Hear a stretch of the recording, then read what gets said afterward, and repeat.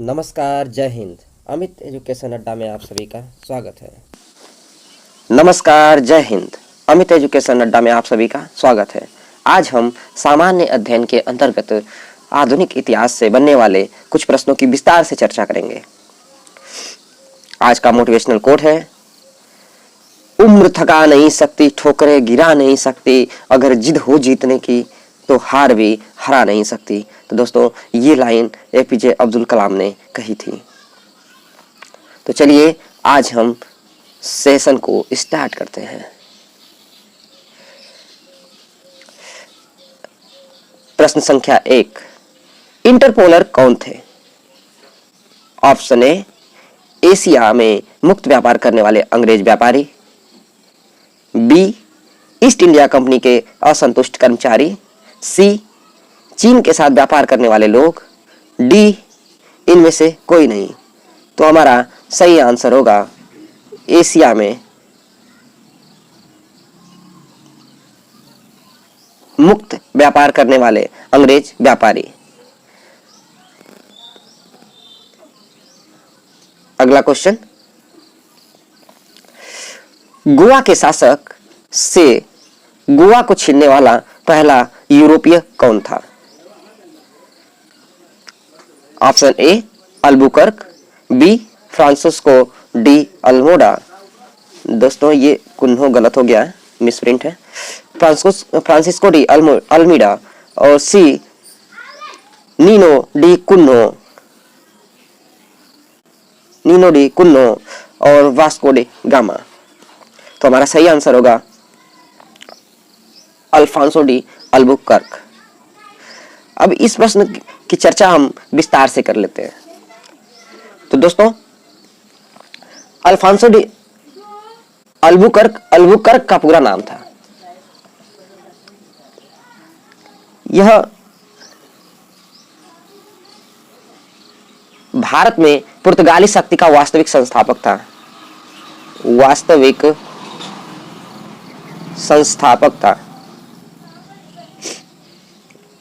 1503 में भारत आया। कोचीन में पुर्तगालियों के प्रथम दुर्ग का निर्माण कराया। कोचीन में प्रथम दुर्ग का निर्माण करवाया।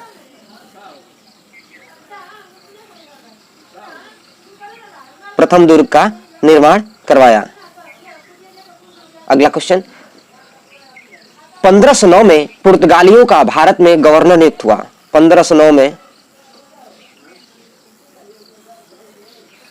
गवर्नर बन गया और बीजापुर के शासक यूसुफ आदिल शाह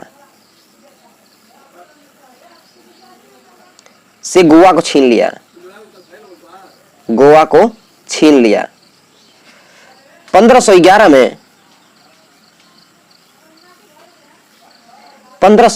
में मलक्का पर अधिकार कर लिया। और 1515 में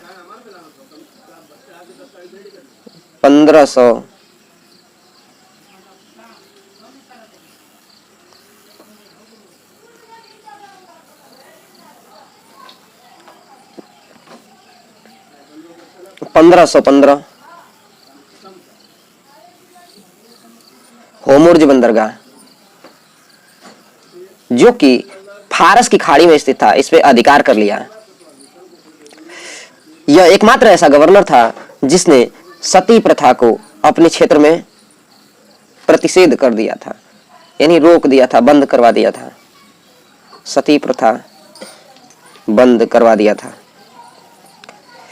जिस कारण से इसे राजा राममोहन राय का पूर्वगामी कहा जाता है।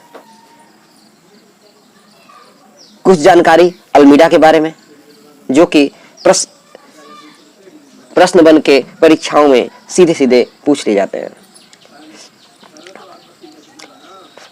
फ्रांसिस्को डी अल्मीडा पुर्तगाल का प्रथम गवर्नर था।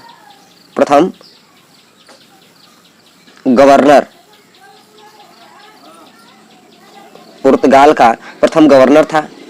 इसने ब्लू वाटर पॉलिसी,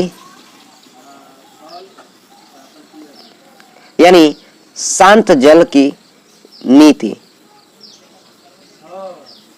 शांत जल की नीति लागू की थी। इसने 1505 में अंजीडीवा, कन्नूर, किलवा में दुर्ग बनवाए थे तथा गुजरात,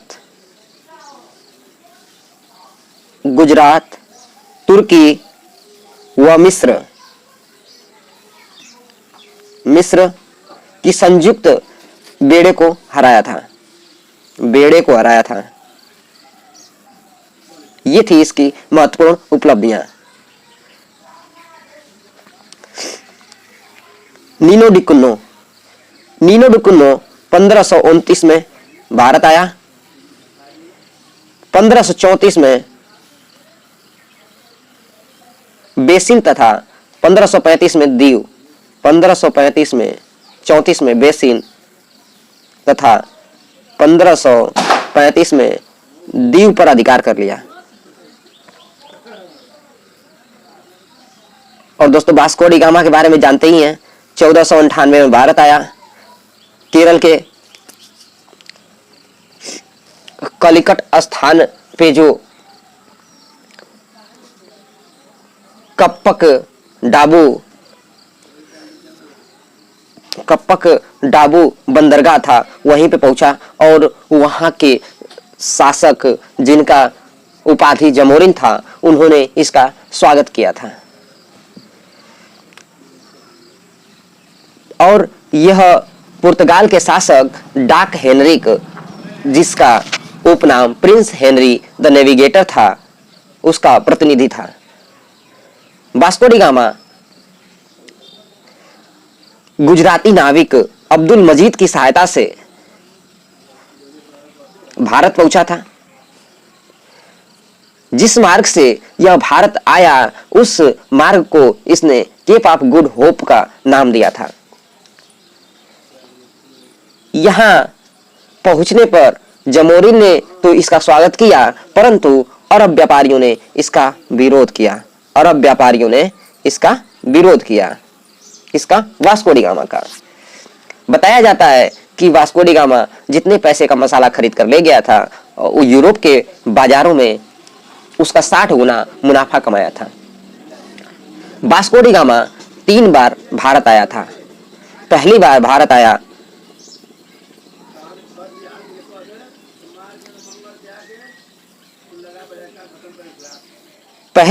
आया था 1498, दूसरा 1502 और तीसरा 1524। ये कलिकट के कप्पक डाबू बंदरगाह पर आया था और 60 गुने फायदा कमाया था ले जाकर के मसालों को बेच करके। और 1502 में आया और यहाँ 1503 में कोचीन में फैक्ट्री स्थापित किया। 1505 में दूसरी फैक्ट्री कन्नूर में, और इन कंपनियों की देखरेख के लिए 3 वर्ष के लिए गवर्नर नियुक्त किया गया और पहला पुर्तगाली गवर्नर फ्रांसिस्को डी अल्मीडा को बनाया गया। जब तीसरी बार वास्को डी गामा भारत आया 1524 में, तो कोचीन में ही इसकी मृत्यु हो गई। 1524 में मृत्यु हो गई। कहाँ हुई? कोचीन में हुई। तो दोस्तों यहाँ से बहुत सारे प्रश्न बनते हैं जो कि सीधे प्रतियोगी परीक्षाओं में पूछ लिए जाते हैं। नेक्स्ट क्वेश्चन, कौन सा बंदरगाह काली मिर्च के निर्यात के लिए प्रसिद्ध था? तो हमारा सही आंसर कालीकट। कोचीन पुर्तगालियों का पहली फैक्ट्री, पुर्तगालियों की पहली फैक्ट्री स्थापित हुई थी यहाँ पे, और कलिकट नामक स्थान पे वास्को डी गामा आया था, और यह काली मिर्च के लिए फेमस है। अगला क्वेश्चन, भारत आने वाला पहला अंग्रेजी जहाज कौन था? भारत आने वाला पहला अंग्रेजी जहाज red dragon. Red dragon. GSS Rajputana की बात करें तो यह वह जहाज है जिससे महात्मा गांधी द्वितीय गोलमेज सम्मेलन में भाग लेने के लिए, द्वितीय गोलमेज सम्मेलन में भाग लेने के लिए गांधी जी इसी जहाज से गए थे। अगला क्वेश्चन,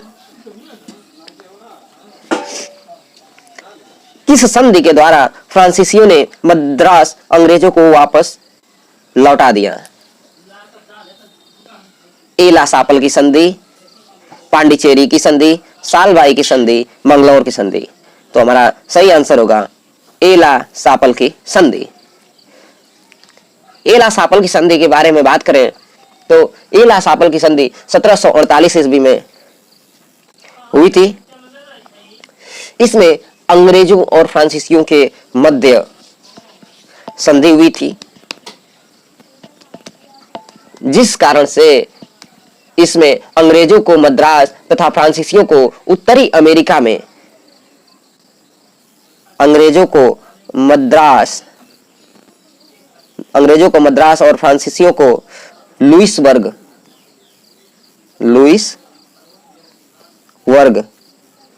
जो कि उत्तरी अमेरिका में स्थित है, प्राप्त हुआ था। एला सापल की संधि से कर्नाटक के प्रथम युद्ध का अंत हुआ। कर्नाटक के प्रथम यानी फर्स्ट युद्ध का अंत हुआ। पांडिचेरी की संधि। पांडिचेरी की संधि 1754 ईस्वी में हुई थी, और इस संधि से कर्नाटक के द्वितीय युद्ध की समाप्ति हुई थी। कर्नाटक के द्वितीय युद्ध की समाप्ति हुई थी। सालबाई की संधि। सालबाई की संधि 1782 ईस्वी में हुआ था, जो मराठा और ईस्ट इंडिया कंपनी के बीच हुआ था, जो कि प्रथम आंग्ल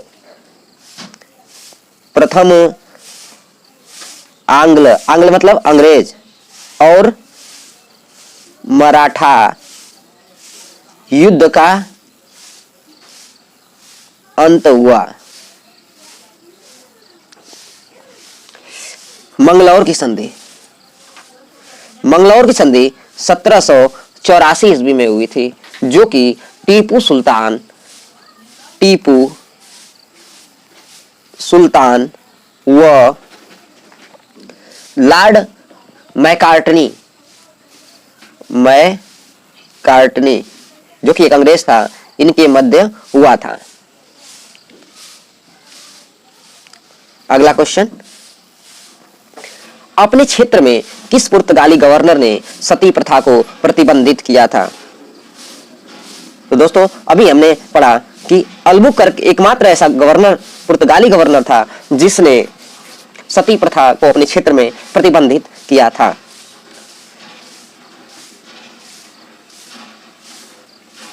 नेक्स्ट क्वेश्चन, अगला क्वेश्चन, भारत में सहायक संधि की अवधारणा का प्रतिपादन सर्वप्रथम किसने किया?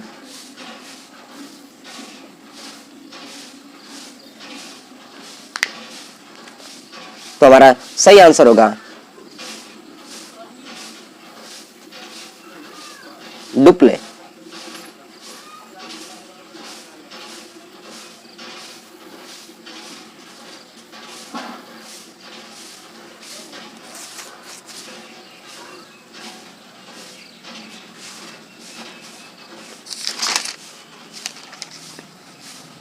अगला क्वेश्चन, अंग्रेजों का फोर्ट विलियम कहाँ स्थित है? अंग्रेजों का फोर्ट विलियम कलकत्ता में स्थित है।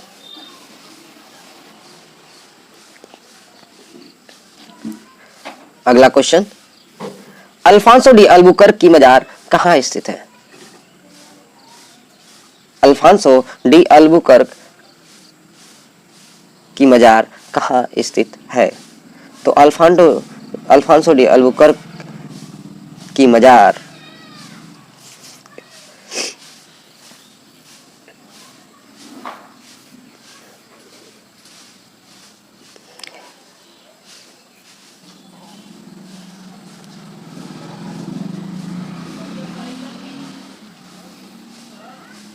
अल्फांसो डी अल्बुकर्क की मजार कहाँ स्थित है?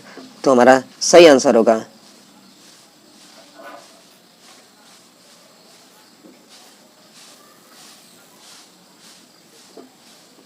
गोवा में। अगला क्वेश्चन, कलकत्ता की जमींदारी अंग्रेजों को किस सूबेदार ने प्रदान की थी? शोभा सिंह, अजीमुस्सान, सिराजुद्दौला, अलीवर्दी खां। तो हमारा सही आंसर होगा अजीमुस्सान ने।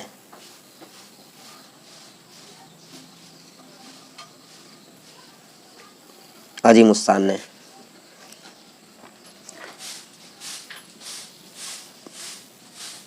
तो दोस्तों हम अपने सेशन को यही स्टॉप करते हैं।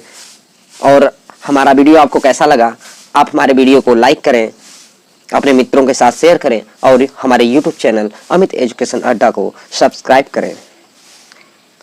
और आपको यह वीडियो कैसा लगा कमेंट करके जरूर बताएं।